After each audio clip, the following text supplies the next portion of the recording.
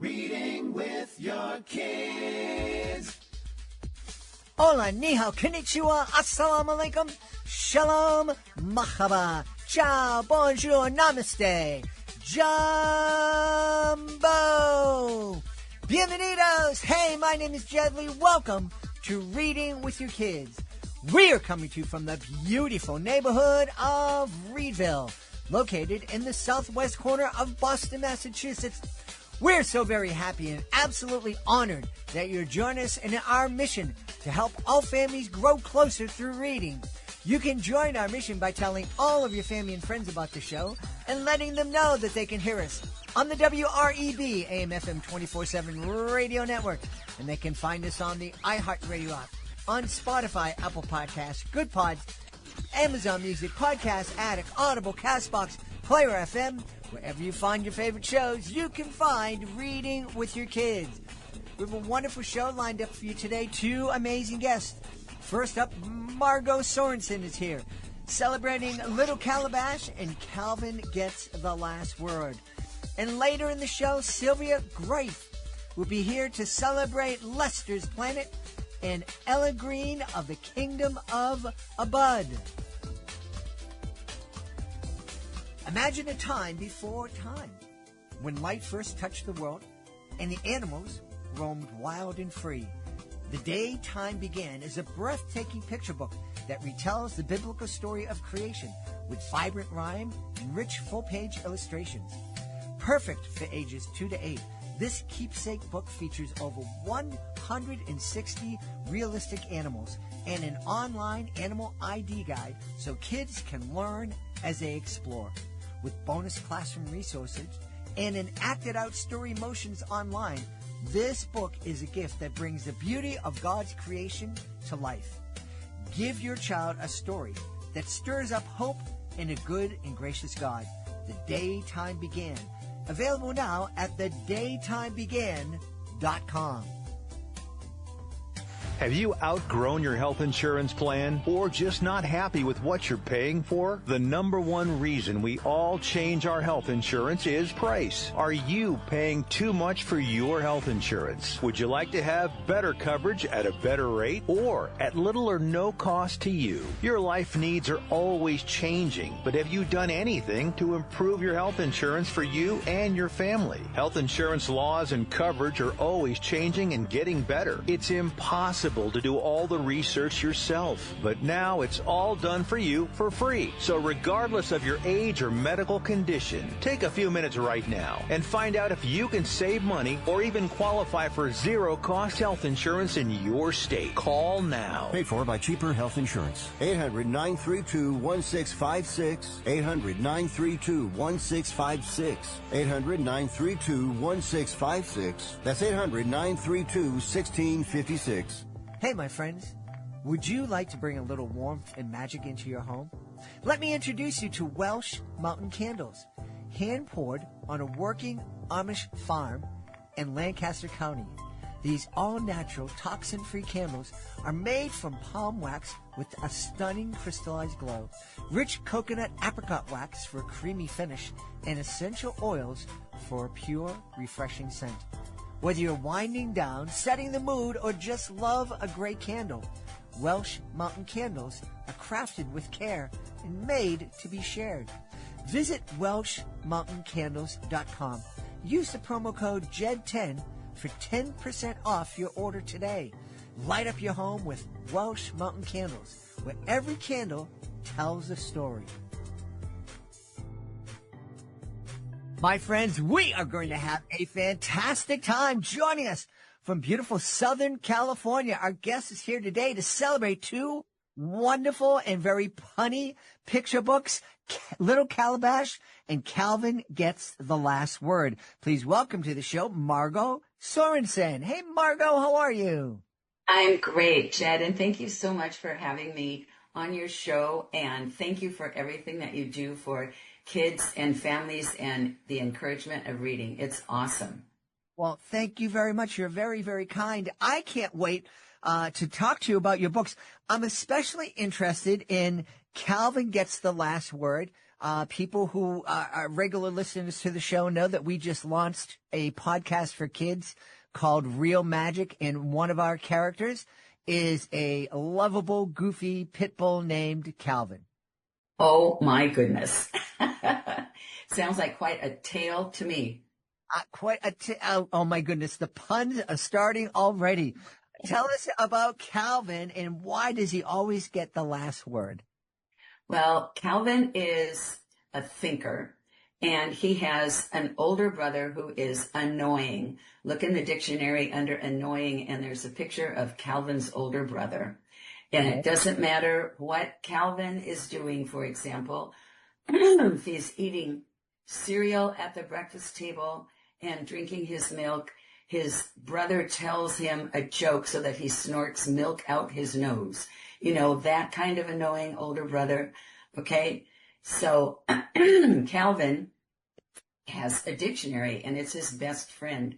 It goes with him everywhere. It goes with him to baseball practice. It goes with him on the school bus where mayhem reigns supreme. It goes with him to the library where everyone's supposed to be quiet.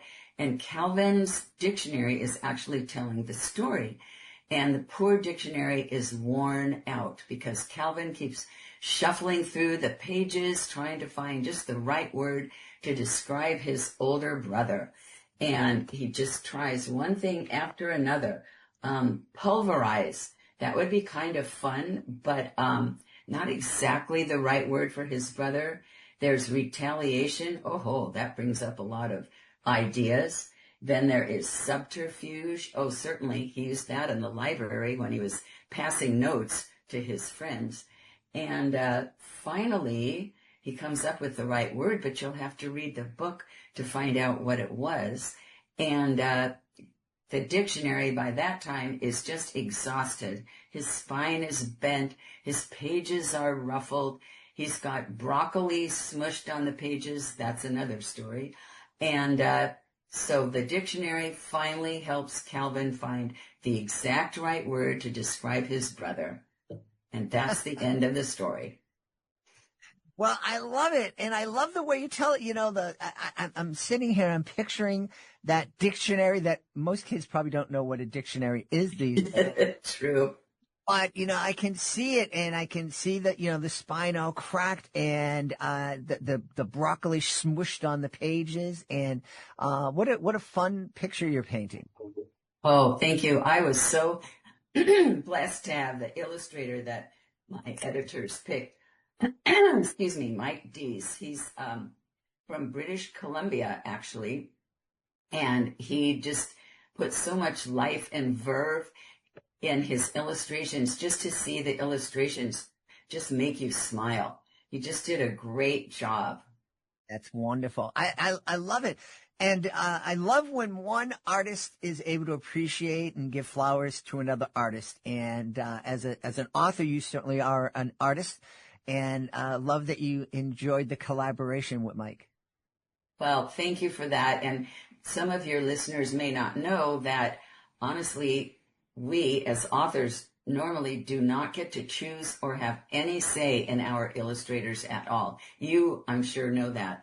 But we just have to trust in our editors, and I really lucked out because what the editors want to do is to give the artist the same freedom on the page that I had.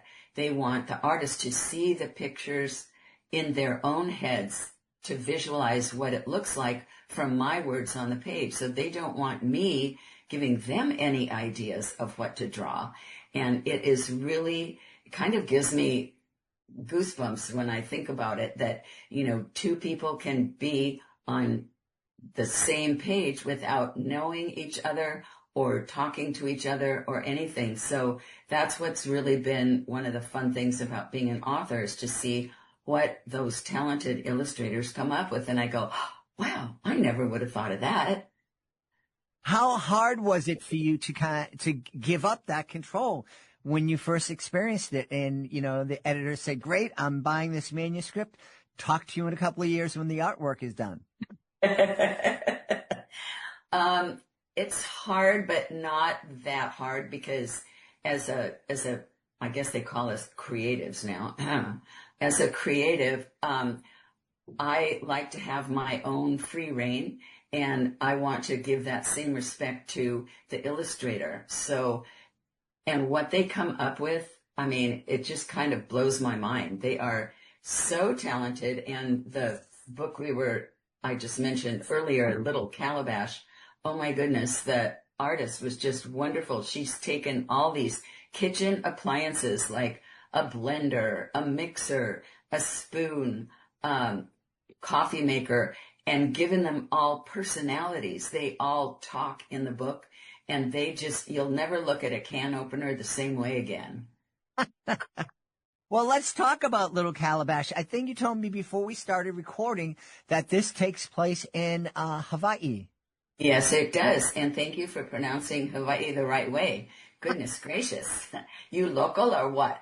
I'm not, and I'll be honest with you, Margo. I am always terrified when I do that, because I'm like, I don't want to look like a dope. But looking like a dope is what I've done most of my life. Well, whatever works, and I'll join you right there on that page, believe me. So Hawaii is where it takes place, and I use my Hawaiian name that a dear Hawaiian friend gave me, which is Lepua'ala, which is lasting gifts given to children. And it just meant a lot to me. When you are given a Hawaiian name by a Hawaiian, they have to dream it, and then it's yours forever. So it is on the cover of my book. So it says, written by Margo Lepua'ala Sorenson. Oh, no. And there you have it. So the illustrator there was just absolutely wonderful. The colors are so vibrant. They just burst right off the page. And all the characters who are trying to conspire to keep Little Calabash down, poor Little Calabash, he just wants to be a helper. And all the other, the refrigerator says, chill out, and things like that. So he's just trying to be a help. And finally, he finds exactly how he can help Keoki for his birthday party. And to find that out, you'll have to read the book too. But the illustrator, again, I was just so pleased with everything. It just looking at the illustrations make you smile. Well, let's give that illustrator a shout out. Exactly. Aneth Lagamo, and she's in Hawaii. The publisher is actually Island Heritage on Oahu, and they've just done a wonderful job on the whole concept of the book and marketing and making sure it gets into bookstores. And if you fly to Hawaii, which you probably will not, you will see it in airport stores. And it's so much fun when friends of ours go to Hawaii and they take pictures of Little Calabash on the bookshelf in the bookstore. And we call that taking pictures in the wild. When your book is found on a shelf that's in the wild, and it's really fun to see that. I was in Ireland, in Killarney, Ireland, back in the fall, and happened to walk into a bookstore, and we found one of the books that we had recently celebrated on the podcast in that little shop in Killarney. Really? Oh, that's great. Did you take a picture of it and send it to the author? I did, and they were very awesome. Happy. That's terrific. So Ireland, Doherty, there wouldn't be a connection there, would there? Yes, as you look at the on my face, it's yes. My mother's parents immigrated to the United States, and my dad's family also immigrated, but much earlier, just a couple of generations earlier. Okay. Do you celebrate Ireland with any special foods or meals or all that? There are no special meals, Irish meals to celebrate with. Mashed potatoes. Yes, I eat a lot of potatoes. I celebrate with French fries. Okay. Now, you mentioned that one of your friends dreamt and then came up with a name that she gave you, a beautiful name, by the way, that is yours to keep forever. Right. Now, in Hawaiian culture, once you get a name like that it, and no one else can give you another name, or if you're in traffic and someone dreams up another name because you cut them off, can they? That's an interesting question. I'll have to ask him, Ellen Punavai Rice, and I don't know. I've never heard of anyone getting another Hawaiian name because it's supposed to be a sacred thing, and it's legally mine to use in the state of Hawaii. They actually, it's mine. I'm sure there might be other lepua'alas, but as far as I'm concerned, it's mine. But I've never heard of anyone getting another Hawaiian name. It's funny if I cut them off or something like that and they want to give me another name.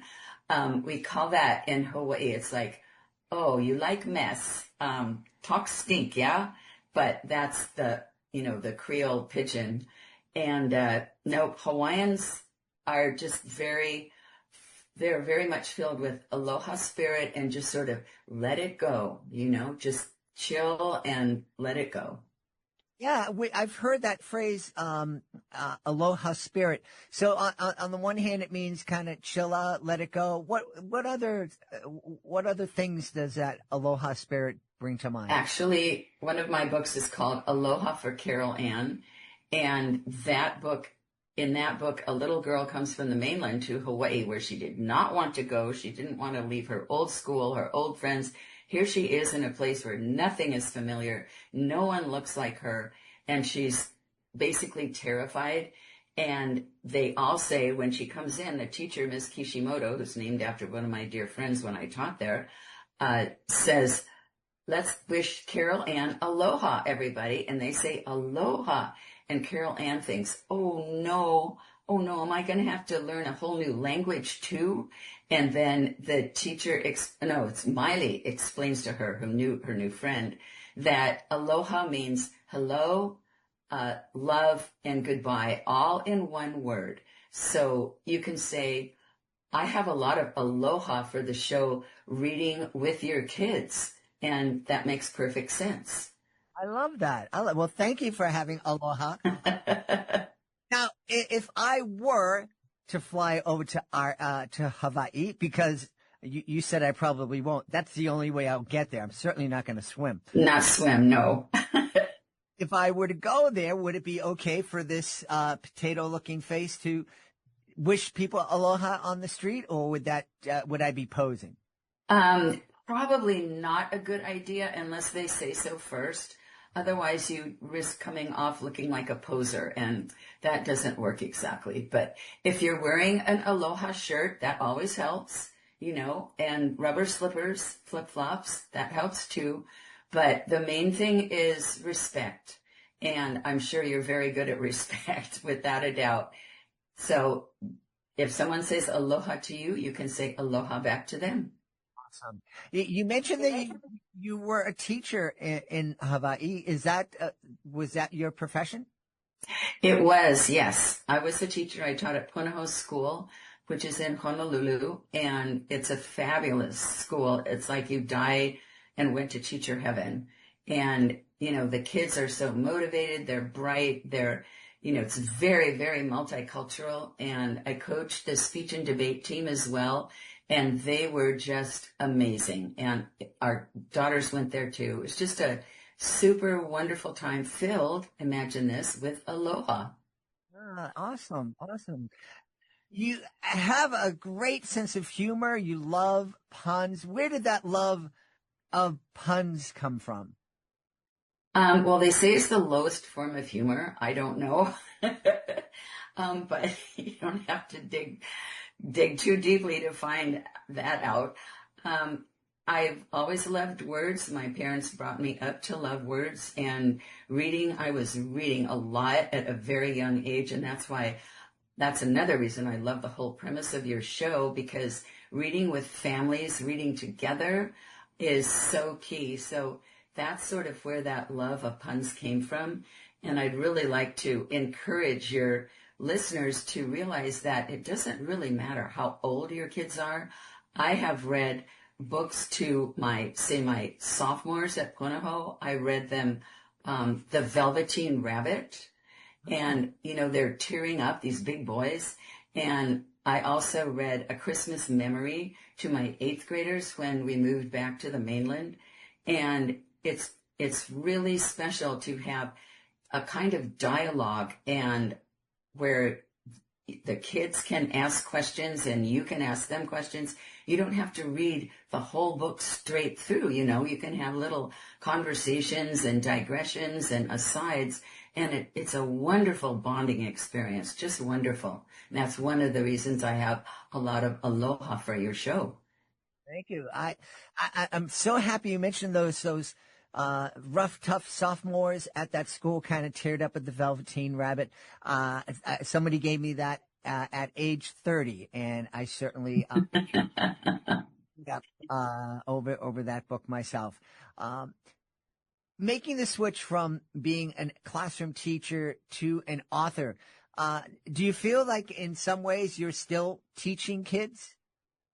Well, yes and no. They say, whoever they are, that you're not supposed to be writing children's books to teach them something, because then it comes across, as you know, didactic, and they're going, oh, hello, another lecture. So it's more important to have fun, and kids learn more when they're having fun. And that's really the important part about teaching and writing, is just having a lot of fun. Yeah, absolutely. And I'm guessing that you are having a lot of fun writing. I do. It depends on if you're having a good day or a bad day. But the main thing is to be patient with yourself, because you know what happens. The first rule of writers, the first commandment of writers is, thou shalt not fall in love with thine own words.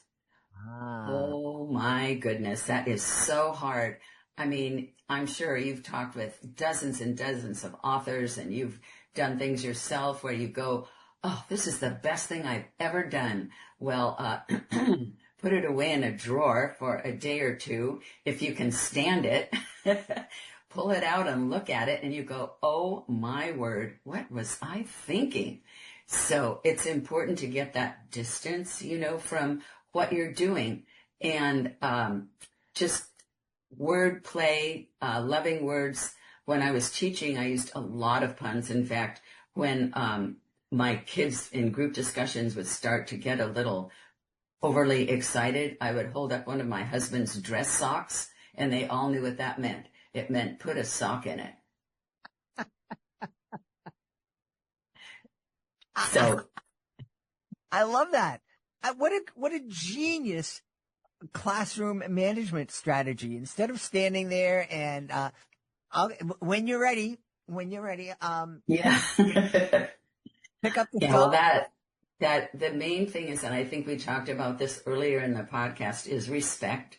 And I just felt like if I said, when you're ready, it just sounded so condescending, you know, so it's not mutual respect. And that doesn't really fly with preteens and teenagers, as you know. So it's better to maintain the respect, and whatever you use for your little props or things like that. Like I have a fake rubber hand. I mean, it looks real. It's scary. It looks so real. And so I'd say, okay, who needs to do this? And I just raise up the rubber hand, and then they know. So it's that kind of thing. You've got to have fun when you're writing, got to have fun when you're teaching. Yeah. Amen. I love it. I would have loved to have been in your classroom. Oh, I was tough. You know how to survive being a middle school and high school teacher? You have to be a cross between Robin Williams and Attila the Hun. Well, the thing that saved me in middle school, I know, was the library, because I was one of those kids who had a lot of energy. I could finish things quickly, and wasn't a big fan of sitting still and sitting quiet. Imagine that. So at some point, my library, my school library, was very different. It wasn't go there, sit down, be quiet, and read. We made movies there. We made videos. Me and my friends used to do these things we called tape radio, and basically what it was an early version of a podcast. So, my teachers, I guess they talked to the librarian and they said, when you finish your work, stand up, leave the room, go down to the library and create. And I did, and we created some great things and, kept from getting thrown out of school. Wow, what a wonderful environment. Oh my gosh, you were really of that. I really was. I really was. Hey, we should bless everybody with some ideas of where they can go to find out more about Little Calabash. Calvin gets the last word, and also find out more about you. I have a web, www.margosorenson.com. No Lepoala in the website, but it does talk about the name. And it has all my 30 books there with reviews and links for ordering and all that. And I'm also on social media. My publishers really want me to do that, so I do. I'm on Instagram, I'm on Blue Sky, I'm on Twitter X, and Facebook. So, and now I'm on your podcast. Woo-hoo. Well, Margo, we want to thank you for coming on Reading with Your Kids, and I want to encourage you to keep on making the puns. Oh, thank you very much. Just say prayers for my hapless family and friends because they're subjected to them all the time. Our guest today has been the author of Little Calabash, Margo Sorenson. Margo, thanks so much for being with us. Aloha. Aloha. Thank you, Jed. You take care, and thank you for all the wonderful work you're doing. My friends, if you have ever thought about owning a business that's fun, rewarding, and makes a valuable contribution to kids' education, well, Brooklyn Robot Foundry is calling your name. I recently met Jenny Young. She's the founder of Brooklyn Robot Foundry. And let me tell you, she is incredible. Her passion for getting kids excited about STEAM, that's STEM plus art, it's contagious. I'm telling you. This isn't your average kids program. Brooklyn Robot Foundry is all about hands-on, screen-free STEAM fun. These kids get to build a different robot each class and take it home with them afterwards. Kids love it. Parents are raving about it. And now you can own a franchise and bring this incredible experience to families in your community. Now, this isn't your typical franchise. Brooklyn Robot Foundry is a mobile, flexible business with a deep curriculum that's making a real impact in schools and communities around the country. Franchise owners get a proven curriculum, full training, and support from a passionate team.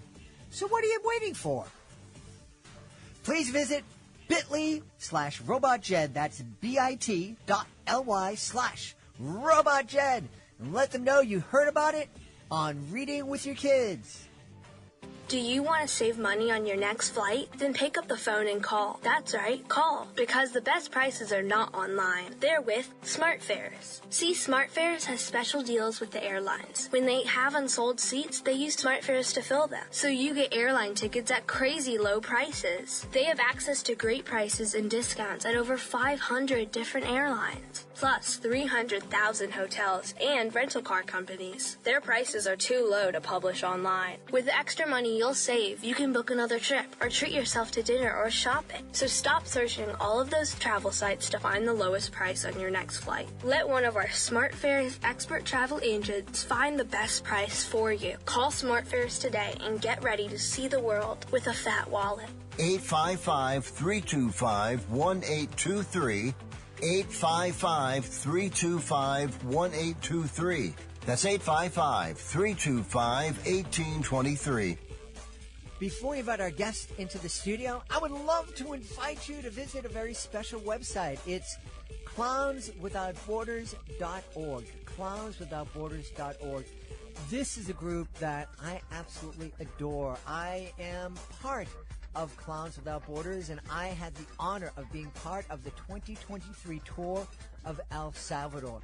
I had so much fun joining with artists from all over the world to bring a smile to people who really needed it and really appreciated it too.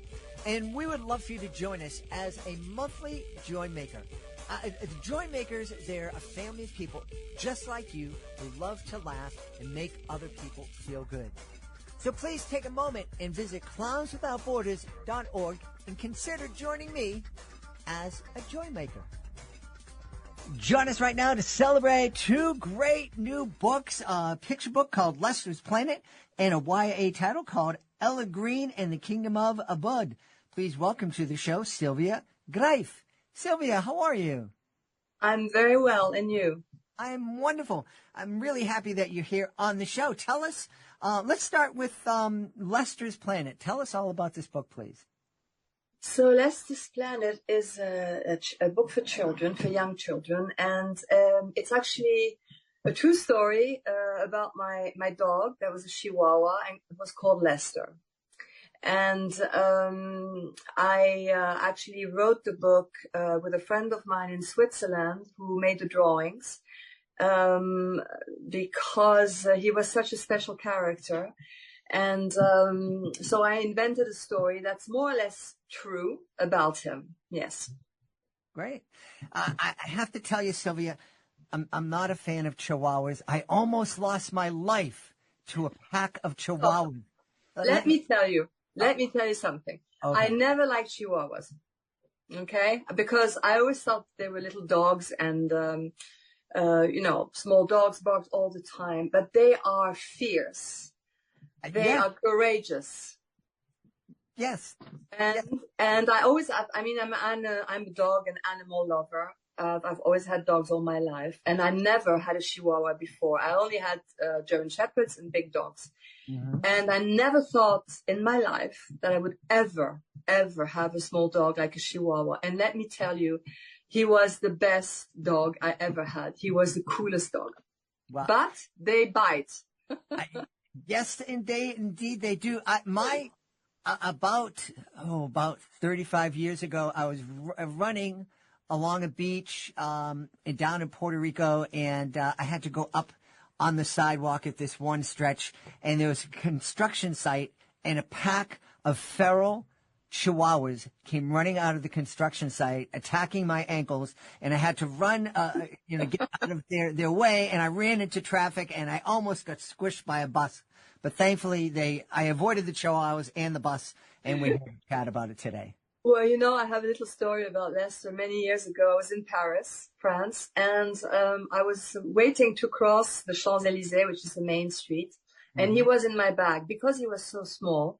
Now, I don't know the size, but in kilos, it was 1 kilo and 200 grams. So he was a peanut, very small. And he used to be in my handbag all the time, and nobody would ever see him. So I'm waiting to cross, and then suddenly I feel like this movement. And I turn around and I see this lady behind me, her mouth wide open. And I see Lester that sort of emerged out of the bag, you see Chihuahuas, he was so angry and barking. And I have no idea. So I turn, I see this lady and she's like, her mouth is dropping and she says, "Oh my God, there's a pickpocket who tried to put his hand in my bag." And Lester, as you know, like they did with your ankle, must have bitten his finger, and the guy ran away. Excellent. Well, I think I would find room in my heart for Lester the hero. Yes. So what kind of adventure are we going to read about in Lester's Planet? So Lester's Planet, actually, again, he was a fierce and very courageous little dog, and I'm an animal and dog lover, and I used at the time I tried to raise awareness against puppy mills. I'm not a preacher, far from that, but I think that it's very important through stories for children that children understand certain things, and so Lester, actually, I started writing because I'm also a singer and I was on tour, and I used to take Lester everywhere with me. And so I decided to write a story, which is half true, actually, of Lester traveling with me and then going into a kill shelter at the time that was in Los Angeles. And and rescue a little dog that I actually rescued. It's a true story. And Lester has a secret. He is able to understand humans and talk their language, right? Because he fell on his head when he was very small, jumped from my bag. And so the story is actually the first story of Lester's secret, and where he is with me and wants to send a message that, you know, we have to be careful and that there's so many dogs to be adopted in shelters. At the time, I don't know if you still have kill shelters in America or not, but I'm talking now, this was 2017, 18, where the first book came out. Mm-hmm. And so I thought it was a good way to raise awareness about that subject. Yeah. I don't know. I'm not aware of any kill shelters here in the northeast of the United States. I can't speak for the rest of the country, though. Okay. But I do know that they make every effort possible. Well, it's not only in America. I mean, it was in America, but this is everywhere. You know, this was everywhere in the Eastern countries also. I'm Swiss, and I don't think we have those. We had these issues with these puppy mills in Switzerland, but I know of in England and many other countries. Yes. Right, yeah. I'm curious, what kind of conversations do you think families could have as they're snuggled up on the couch reading Lester's Planet together? That it's very important when you have, I mean, I have been shaped by animals more than humans. I was very lucky since at a young age, I always was surrounded by all types of animals. And I think it's very important that children understand that if you have a pet, you have to be responsible. Mm-hmm. And it's not just, during Christmas, or I did the same when I was a kid, I wanted a dog and so sweet, but I mean, you have to take care. It's a living creature. It's part, for me, my dogs are part of the family. And I think it's important that for children to understand, and parents have a very important role in that, in bringing these values to kids, because if the parents don't explain that to the children, how can the children understand? And it's just, you can have a dog, no problem, but you must understand, you have to be responsible and take care of that living soul. Yeah. Yeah, indeed. When my daughter turned 4,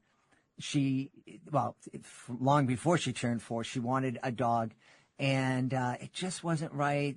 She was very young, but we noticed very quickly that she had a routine every night. She had to go and visit the different dogs in the neighborhood. Mm-hmm. It was like a job for her. She would go down, and there was Colby, and there was this dog and that dog. And so my beautiful wife and I thought, I think she might be ready for it with help from us. Mm-hmm. And we went to a shelter, and this beautiful border collie kind of selected us. We're looking at some other dogs, and the border collie selected us and came home, became part of our family. And she was an incredibly dedicated caretaker for that dog, especially for someone who is only 4 years old. She really embraced that role. Because you taught her that. Mm-hmm. You see what I mean? In a certain way. And that's very important. And I think dogs for me, it's the best thing for children. Any animal, it teaches us so much. Yeah.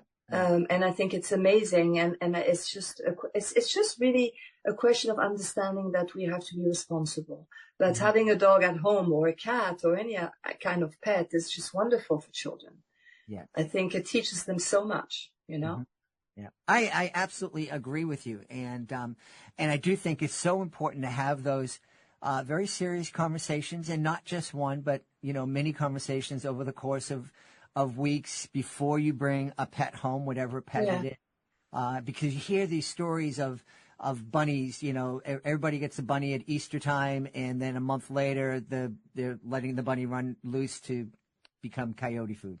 Well, here in Europe, we had an issue with dogs during COVID, because a lot of people wanted to have a dog to be able to go and walk the dog, to be able to get outside the house. So they called them the COVID dogs. I don't know if you have this in America, where people got dogs just for that. And when all was over, they abandoned the dogs. you know, and that is something where I'm very strict about these things with people who do that, because I think it's not okay. You can like or dislike animals. It's not that the problem, but you have to be you don't do things like that. And I don't know how it was in America, but in Europe, it was very, very bad. I mean, at that time, you know. I didn't hear of any of that happening here in the States, but I would not be surprised. Mm-hmm. You also went from writing a picture book to a YA title, Ela Green and Yes. a Bud. Yes. Tell us about this book. Yeah. Okay, so we just spoke about these 2 years that were a bit blocked everywhere, and I couldn't do anything. And I always wanted to write. I'm dyslexic, so it's not ever something I thought of doing, because I have issues writing, especially in English, which is not my mother tongue. And so I decided to write a story about a young girl called Ela. I was in boarding school in Switzerland, so it's not an autobiography at all. Obviously, there are certain things I write about Ela that, you know, I lived because I was in boarding school. And Ela is a young girl who has a special power, and she understands nature, and nature understands her, and she's able to feel, and to trees and animals and plants and bees, etc. And the story started like this, and that basically this young girl is there to change the world and to help us change our bad habits and give maybe the last chance we have to save our planet. But then again, I didn't want to preach, because it's not my thing at all. I'm not there to say you should or should not. Mm-hmm. But I think it's important also for children or young adults to understand, and I might be wrong, you know, but understand that I think we cannot live without nature. And nature can live with us, but we cannot live without nature. We cannot live without the bees. We cannot live without animals. They can without a problem, and we must respect that. So through Ela and the crazy story she goes through in the book, I try to sort of send that little message. Yes. Yeah. Well, I absolutely agree with you. We can't live without nature. And I think Ela would be a great book, because we absolutely, are all about parents reading with their young ones, cuddled up on the couch, reading a great picture book. Yes. Buster's Planet. But we also believe that there's lots and lots of value and benefits to reading with our young adults, or co-reading with them and having conversations. And I think from what you told us about Ela Green, it would be a great way to get into some conversations about nature, not only protecting it, but encouraging our young adults to spend more time out in nature and maybe shut down their screens more often. Yeah, you know, today I see with children, friends of mine who have kids, etc. I mean, I use social media because I need it. Huh. When I was young, I used to, obviously I didn't have an iPad, and I didn't have, it's not bad, you know, to have all that. But I think sometimes kids are shut down this whole day on their, iPhone or whatever. And I think it's important also to spend time outside. Mm-hmm. And to have fun outside, and to, I don't know, to do what we used to do. Because today is they're stuck in front of their computer or whatever it is, the games, all day long. It's okay. But I think we must not forget that we have this amazing planet and amazing, nature. And by the sea, if you live in the mountains, I live in the mountains, but also by the sea. And it's just so nice, for kids. I see my friends go out with their kids on the beach or walk in the mountains and with the dogs. And that's also very important, that we realize that, Yeah. And this world with AI and everything today, it's great, but I'm always afraid of the extremes, and extremes are never good.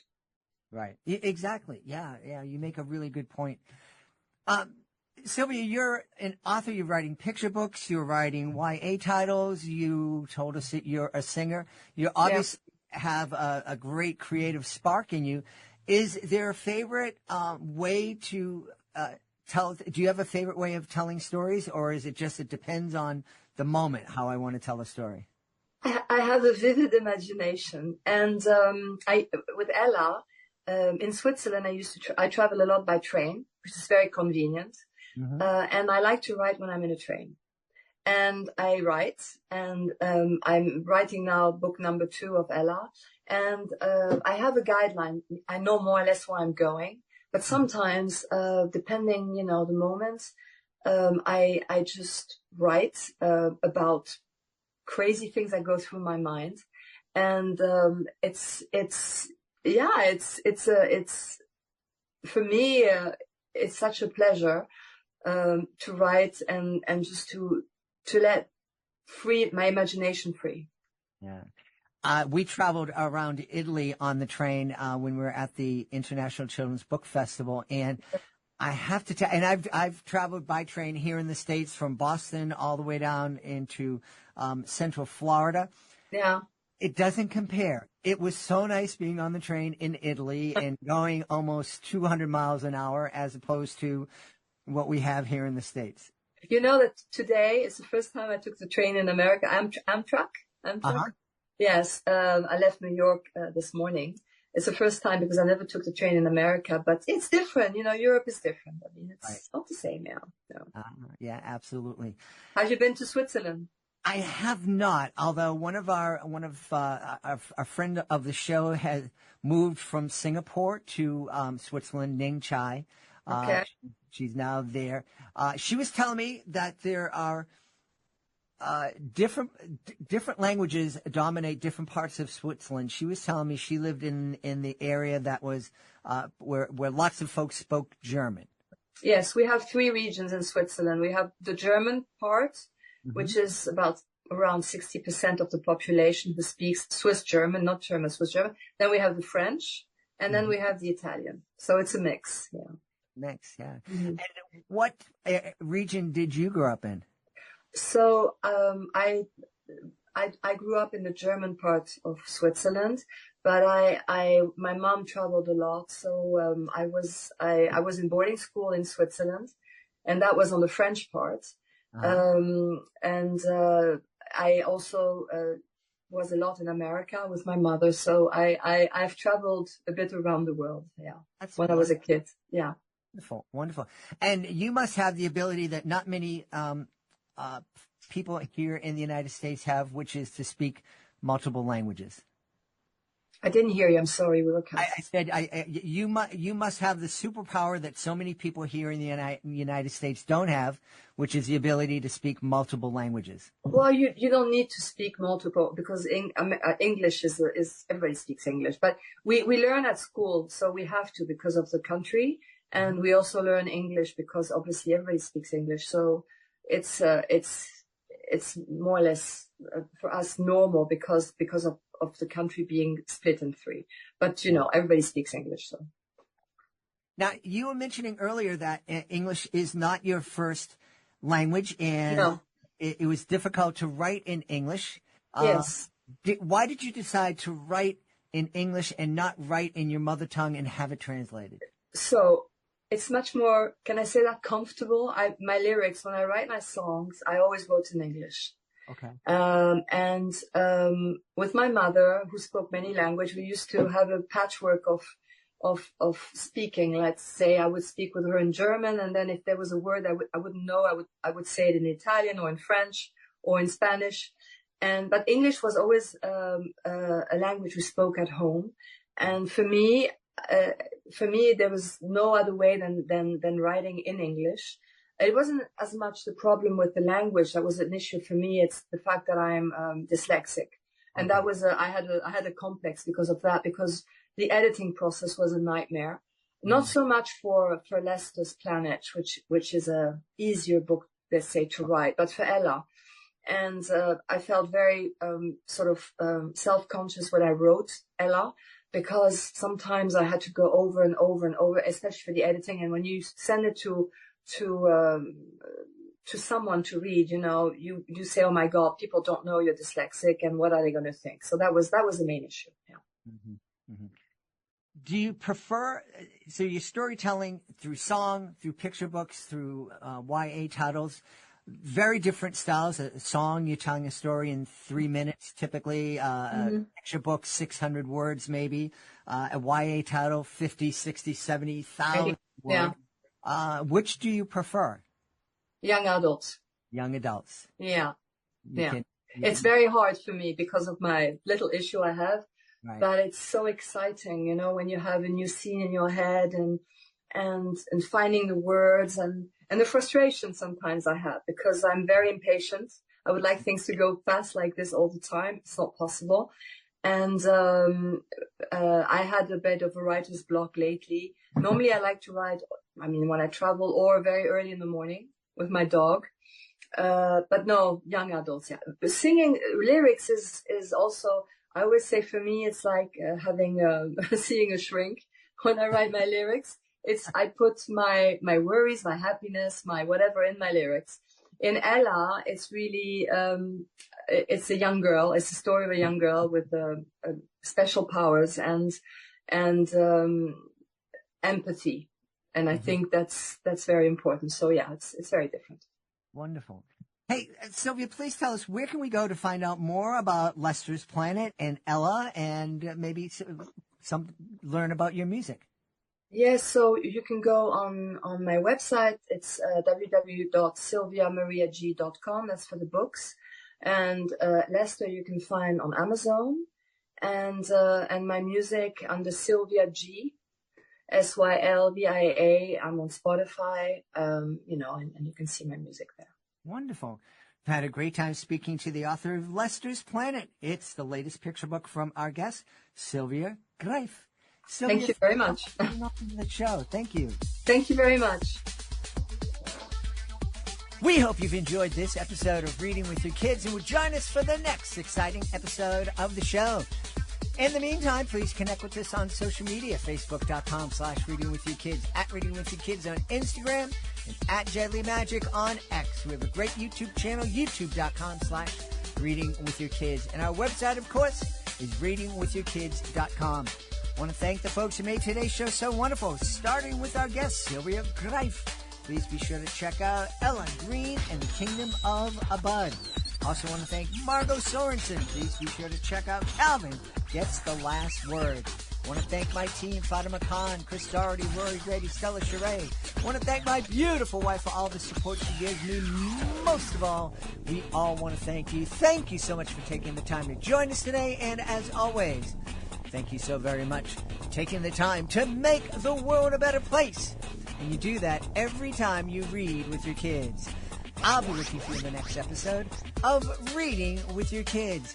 And right now, I want to invite you to sit back and listen to a great new song that we created for our friend, Mary Ellen Robeson, and celebrating her book, The Daytime Began.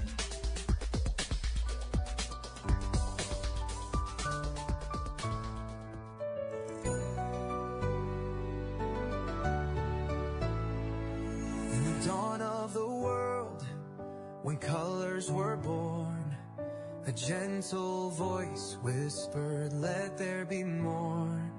From mountains to rivers and skies up so blue, the daytime began. Oh, what a beautiful view. With every beat of the heart, in the breeze of the land, nature was singing as life took a stand.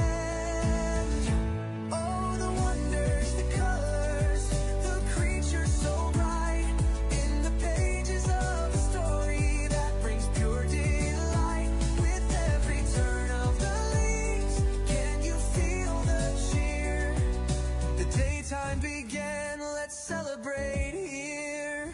Look at the animals, each one unique. From roaring lions to the playful cheek to cheek to cheek. With 60 friends, there's so much to see. In this lively adventure, come and explore with me. God's marvelous canvas, each stroke full of grace. Every little detail in this incredible space. Oh, the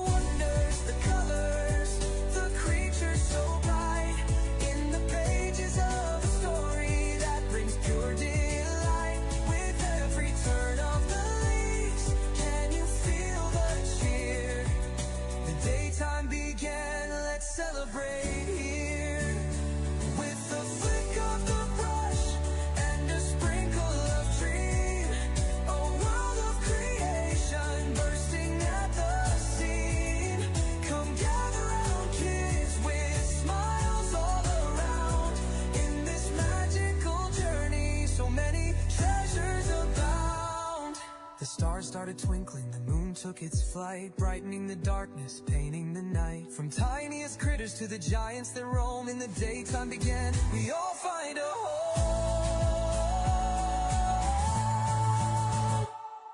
Adventure awaits. In this tale we can share. Let your imagination soar. Let your dreams take air. Oh, the wonders, the colors, the creatures so bright. In the pages of a story that brings pure delight. With every turn of the leaves, can you feel the cheer? The daytime began, let's celebrate here. So open up the book, let the magic unfold. With laughter and joy in this story we hold. The daytime began, come dance in the light. With God's creation around us, everything feels right. Together we'll cherish this gift from above. In the story of life, there's so much to love.